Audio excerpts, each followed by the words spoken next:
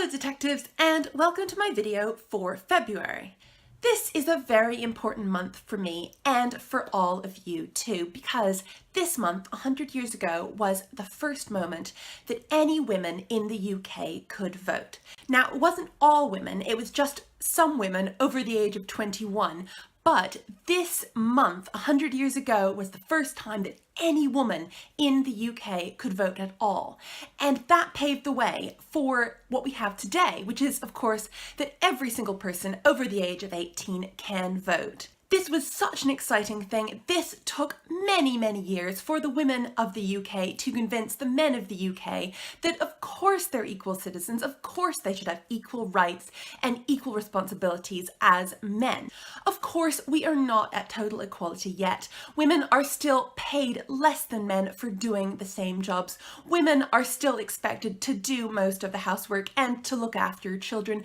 This is something that still needs to change, and there are so many amazing women and men still campaigning for total equality. That is really what we should be working towards, and that is something that I hope all of you, whether you are girls or boys, will grow up to push for, because it is really important that every single person is treated the same and given the same rights. So it's a very special, very exciting month, and I want to celebrate it by choosing 5 books this month by women, about women, and about important feminist issues.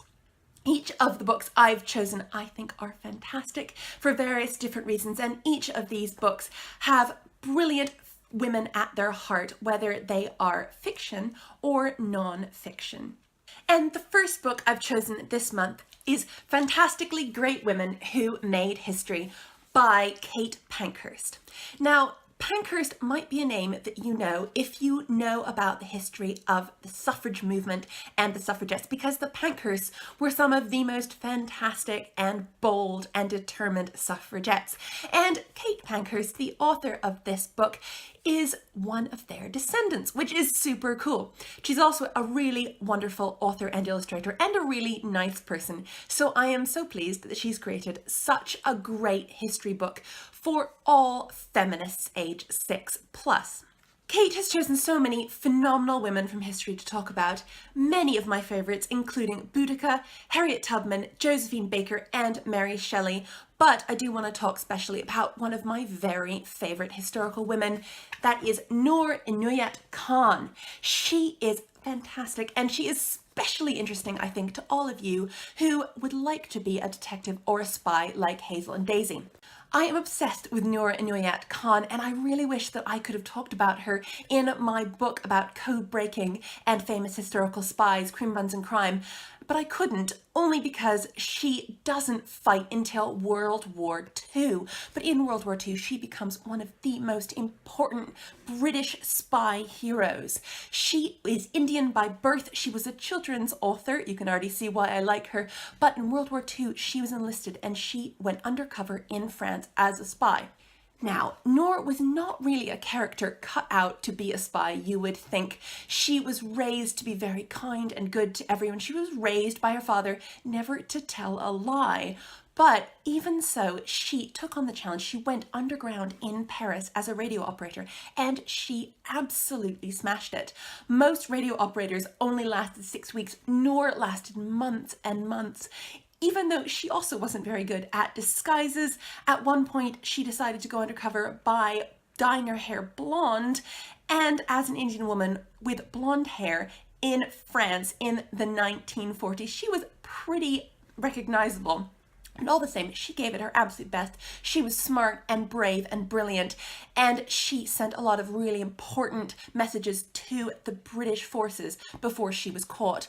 She was a fantastic woman, and I'm so pleased that Kate has chosen her as one of her fantastically great women. There are so many more wonderful women to discover in this book, and I hope you will enjoy them all and read about them all.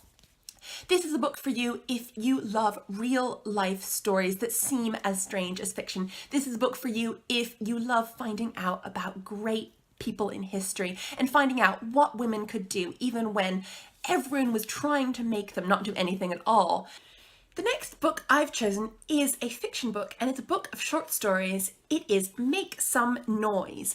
This book is an anthology of short stories by 10 fantastic writers, all women, and it is, of course, in celebration of Feminist February, the 100th anniversary of women being given the vote. And as you can see, it is in the suffragette colours, purple and green and white. And each of these stories is very different, but each of them is absolutely fantastic. And I loved reading every single one. Each of these stories stars a girl going through a difficult moment in her life in some way. M.G. Leonard's story, of course, is about a little girl who loves collecting bugs and is teased for it. Catherine Woodfine's story is about a maid who realizes that she really wants to be more than a maid and discover libraries and reading. Kieran Millwood-Hargrave's story is a beautiful fairy tale set in a magical world where it has been raining for hundreds and hundreds of years. And Ella Rusbridger's story is a ghost story with a bit of a twist. They are all fantastic. Each of these stories is wonderful, and I wish I could talk about them all. Now, this book, I would say, is for 8-9 plus, but again, it can be enjoyed by anyone older than those ages. The next book I have chosen is for slightly older readers, and it is Second Best Friend by Pratt. Now, Pratt is a brilliant writer of YA, and she also happens to be one of my real life friends, as well as one of my favourite authors at the moment. So I particularly enjoyed this story because it is all about friendship. This is the story of Jade, a girl who feels second best to her best friend Becky in all respects. Becky just seems to get better marks, people like her more, she's prettier, and Jade just suddenly cannot handle it anymore. So Jade decides to go up against Becky in a school election, but she quickly finds things getting out of hand and the campaign becomes very personal. I love the way writes. I love the way she writes about friendship and relationships and teenagers, and I think this is a brilliant book. This book is from Barrington Stoke, and it is one of their books designed for both people who love books and love reading, and for people who struggle a bit more with reading. It's very short, and it is printed on dyslexia-friendly paper, so it's very easy to read in all respects.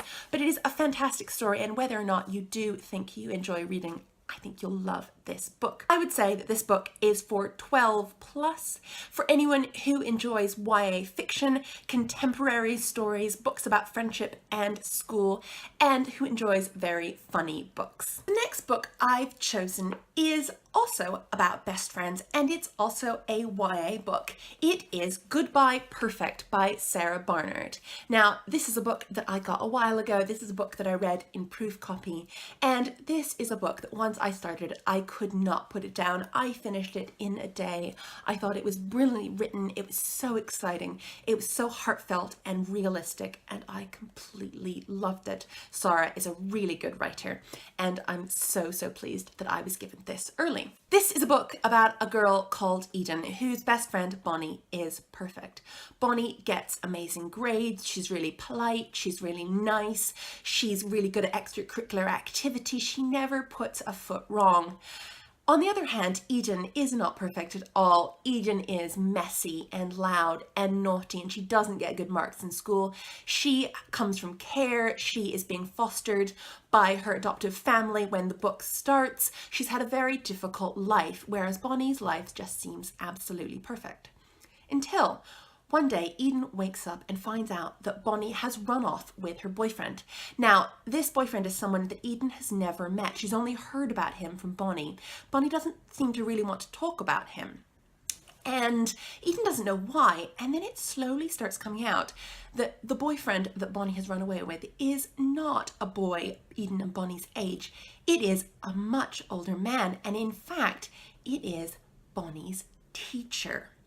So Eden suddenly realizes that Bonnie, this absolutely perfect person, the friend who always gets everything right, has gone and done an absolutely terrible thing. She has been sucked into something that is dangerous and stupid and illegal. And suddenly Eden is having to decide whether she wants to support Bonnie or she wants to help get her back and save her from this very stupid situation she's gotten herself into. Sara deals with a very difficult, very sensational topic in a really sensible, unsensational, thoughtful way. She shows how terrible and problematic it is to do something like this, how terrible this kind of relationship is, but she shows it in a way that seems very realistic. I completely believed in this story. I completely fell for Eden, and I felt so sorry for Bonnie. This is a fantastic book. I would say it's for anyone 14 plus. I think it's a really wonderful feminist story about best friends and what happens when the friend that you think you know so well does something totally out of character. And finally, I always end my videos by choosing a classic book that I think you will enjoy. And the classic book that I have chosen this month, of course, has a feminist theme, and it is A Room of One's Own by Virginia Woolf, one of the 20th century's most important feminist thinkers. This book was first published in 1929, and it is all about how incredibly annoying it is that when she was writing, women really weren't allowed to have a career, they weren't allowed to have money of their own. They were really, even in the 1920s and 30s, still second-class citizens. Now, there's a lot in this book that doesn't quite ring true anymore because, of course, women do live on their own now. Women do have rooms of their own. They have places they can go to create, which is what she was asking for. She basically wants, in this essay, to ask for women to have a place to go to write and be creative where they can just sit and they're not bothered and they can just go and be geniuses, which is something that men have been allowed to do for hundreds and hundreds of years, but women really haven't been until very recently. There is a lot in here that is still so relevant. It is still a lot harder for women to get time on their own. Women are expected to do so much more. They're expected to bear so much more and deal with so much more than men. It is harder for women to go off and be geniuses. There's always something pulling on their time and attention. And that is why this essay is still brilliant, and I think you should read it even today. Now, this essay is full of a lot of long words that you may not immediately understand. It's not the easiest thing to read, so I would suggest you wait to read it until you're a little bit older, maybe about 13, 14, but after that point, you should definitely read it. It will fire you up. This is a fantastic book. It is brilliant to read if you are a woman. It's also brilliant to read if you're a man. I think that often men just don't really notice what it's like to be a woman, because being a man seems hard if you're a man, except that being a man, even though it's hard, is still a lot easier than being a woman, even if the woman has a relatively easy life for a woman. And it's often really hard to put yourself into another person's shoes and think about what it would be like to be that person. That is why I love books. That's why I love stories, because in stories, when you read a book, you can totally get into another person's shoes. You can see the world the way that that person, that narrator, sees it. And that is why I think it is so important for men to read books about women, for white people to read books about people who are not white, to really understand in a deep way what it is like to be that person and how difficult it is to be less privileged. That is why I'm so clear that my books are for all kids, boys and girls. I really hope that you will like my books whether or not you are a girl. And I also hope that all of the books I've talked about you will read whether or not you are a boy or a girl, because all of these books are for you. So that is my video for February. I hope you enjoyed it. I hope it's fired you up, and I hope you'll go away and read those books and also a lot of other great books as well. I have talked about Sally Nichols' book, Things a Bright Girl Can Do, before now, but I will mention it again because it's a fantastic feminist book and you can learn a lot about the history of the suffrage movement and how women got that vote in 1918.